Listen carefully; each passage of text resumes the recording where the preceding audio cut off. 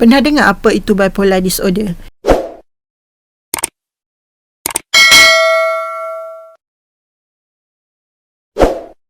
Bipolar disorder ni merupakan satu penyakit mental yang melibatkan gangguan mood.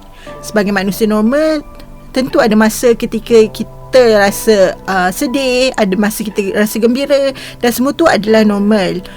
Tetapi apa yang menjadikannya tidak normal adalah apabila perasaan sedih itu terlampau sedih dan juga perasaan gembira itu terlampau gembira. Jadi bipolar ni melibatkan perubahan perasaan yang terlampau ekstrim sedih dan terlampau ekstrim gembira. Saya akan bercerita mengenai pengalaman saya sebagai pengidap bipolar disorder.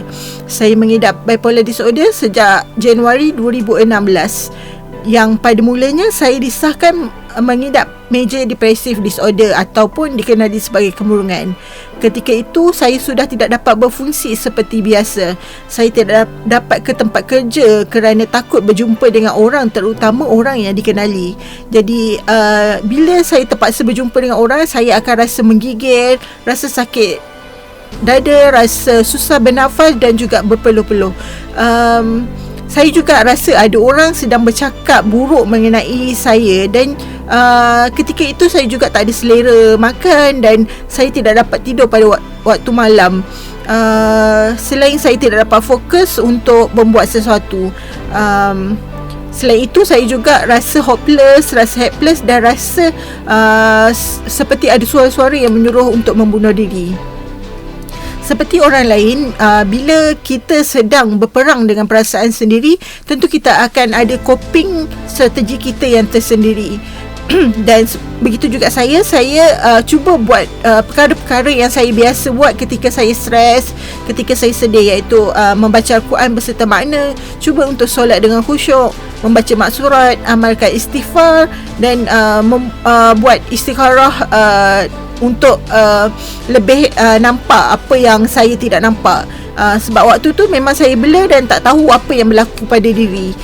Dipendekkan cerita, saya tergerak hati untuk mendapatkan rawatan profesional dan saya pergi ke klinik kesihatan, dan di sana saya diberi surat rujukan untuk bertemu dengan psikiatris di hospital kerajaan. Alhamdulillah, doktor mendengar apa yang saya ceritakan dengan penuh empati dan tanpa menghakimi. Dan ketika itu saya didiagnos dengan major depressive disorder dan diberi ubat antidepresan dan juga benzodiazepine. Untuk makluman semua, kos konsultasi untuk berjumpa dengan doktor psikiatri di hospital kerajaan hanyalah RM5 untuk konsultasi dan juga untuk ubat.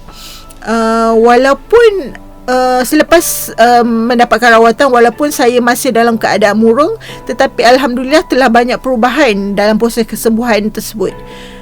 Selepas lebih kurang 6 bulan, satu hari ni saya rasa saya dah sembuh.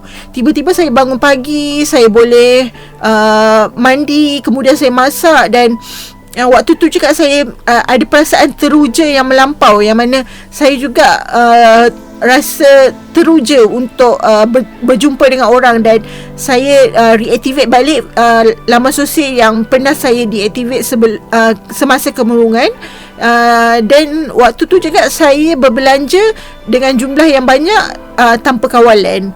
Waktu tu saya tak rasa benda ni sesuatu yang, apa orang kata, sesuatu yang tidak normal. Tetapi setelah beberapa kali berjumpa dengan doktor, doktor mendiagnos saya mengidap bipolar disorder, yang mana mood murung dan juga gembira ekstrim bersilih ganti.